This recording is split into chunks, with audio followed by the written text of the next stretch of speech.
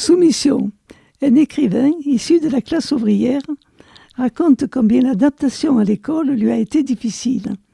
Il dit que quand un professeur essayait d'initier ses élèves à la culture qu'il appelle légitime, les enfants issus des classes défavorisées parlaient à voix haute ou échangeaient des plaisanteries stupides pour résister à une culture perçue comme bourgeoise et étrangère.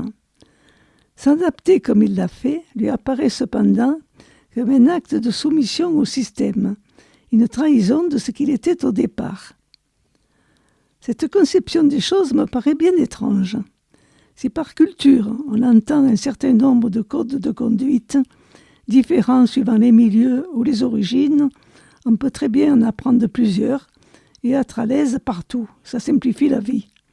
Le hasard a fait que, issu d'un milieu atypique, j'ai dû vivre chez de grands bourgeois, puis en usine. J'ai observé et appris juste ce qu'il fallait. Je ne sais toujours pas s'il faut mettre la fourchette à gauche ou à droite, ni faire le gâteau au pruneau. Mais pour moi, la culture, ce n'est pas ça. La culture est universelle.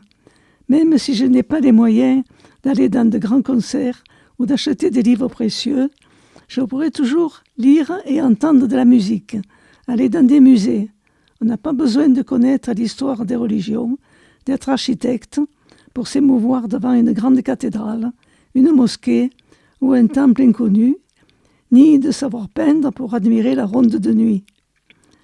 Nous avons au moins la moitié de nos amis issus de l'émigration, partis de rien et cependant avides de culture universelle.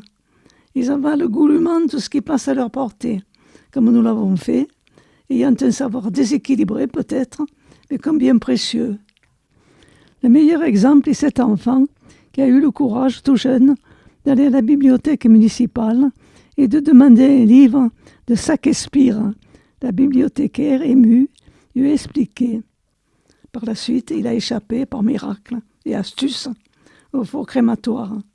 C'est aujourd'hui sans doute l'un des Français les plus cultivés. Dire que les chances ne sont pas égales, bien sûr, c'est vrai. Mais qu'est-ce que c'est que la chance ? Ce pourquoi j'ai lutté, ce n'est pas pour que tout le monde soit président de la République, mais que le maçon, mon aide ménagère, gagnent leur vie, se sentent respectés et jouissent de l'accès à la culture universelle. Mon aide ménagère va à Paris voir toutes les grandes expositions avec son mari et ses enfants et nous rapporte de magnifiques catalogues, défend les droits de l'homme, etc. Rosemary.